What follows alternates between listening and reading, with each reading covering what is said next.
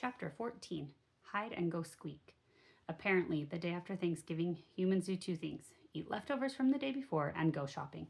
Mr. Brisbane didn't go shopping, of course, but Mrs. Brisbane left early in the morning after telling Mr. Brisbane that there were plenty of leftovers for him in the refrigerator.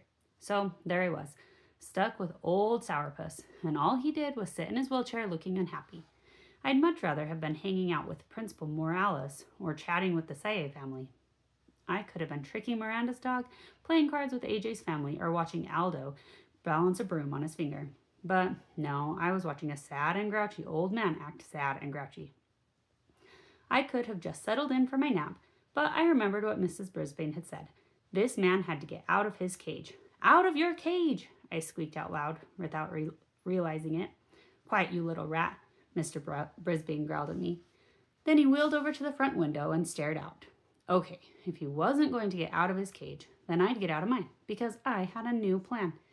Mr. Brisbane didn't notice me open the lock that doesn't lock. He didn't see me scamper out of the cage, across the table and onto the couch. He wasn't aware that I leaped down to the floor. He didn't even think about me until I stood in the middle of the living room and said, "Catch me if you can." I know he only heard me squeaking, but I sure got his attention. He was as surprised as could be to see me there. "How did you get out? And how am I ever going to get you back in?" He rolled toward me. "Come on, whatever your name is, let's get back in the cage." I let him get just close enough to reach me. He bent forward, cupping his hands, but just as he reached out to grab me, I dashed over to the opposite side of the room. "You little rat," he said. "You can't outsmart me." He rolled over to the closet and took a baseball cap off a hook.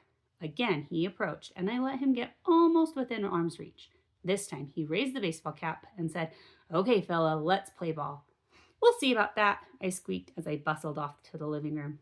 We quickly established the rules of the contest. 1, I would stay out in the open, in places he could reach in his wheelchair. 2, he would use his cap to capture me, if he could. Once he reached the dining room, I rushed into the den. "Oh, think you're clever. We'll see who's clever," he challenged. From the den, I scuttled over to the hallway. By now, Mr. Brisbane's cheeks were pink and he was almost smiling. "You're smart, but you won't win this one." This time, I let him get that cap within a whisker of catching me, just to keep the game interesting. Then I scurried back to the living room. But before he followed me, Mr. Brisbane slammed the bathroom, bedroom, and guest room doors. Aha! He was limiting my range of possibilities. Pretty cunning. In the living room, I decided to make a bold move. I hid under the couch. Then I let Mr. Brisbane stew for 5 minutes. "Come here, Humphrey. You'll have to come out sooner or later," he called. And I thought he didn't know my name. He shook the curtains and pushed the chairs to see if he could rouse me. Too bad he didn't think of using sunflower seeds like Mr. Morales did. Yum. I finally got kind of bored, so I made a dash for the dining room. Mr. Brisbane followed, and this time I let him scoop me up in the cap. "I win!" he shouted triumphantly. He was beaming with pride as he stared down at me. But you were a worthy opponent. He put me back in my cage, and I scrambled into my sleeping house. I have to admit, the game had made me a little drowsy. I don't think it was very long before Mrs. Brisbane returned, carrying several shopping bags full of packages.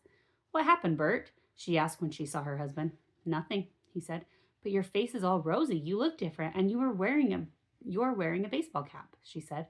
"Sit down, Sue," he answered. "I'll tell you all about it." He told her every detail of our match, chuckling and swinging his cap back and forth. "I guess there are some things I can still do," he said. "Now, how about a game of gin runny?"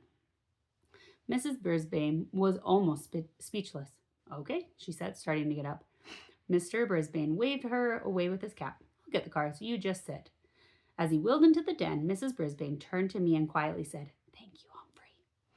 Mr. Brisbane didn't frown the rest of the day and evening, except when Mrs. Brisbane beat him at cards. The next morning, which was Saturday, she couldn't even find her husband. "Where could he be?" she asked me. "He hasn't left this house in months." A minute later, he came into the house from the garage, his lap full of boards and bricks and things. "I've got an idea for our friend Humphrey," he said. Mr. and Mrs. Brisbane spent most of the rest of the day building an obstacle course on the coffee table in the den.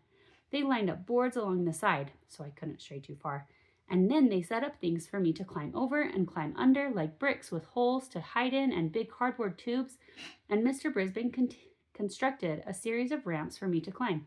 Oh, we had a wonderful day. Mr. Brisbane got out a stopwatch to time me on my runs, and they made bets on how long it would take me to get from start to finish.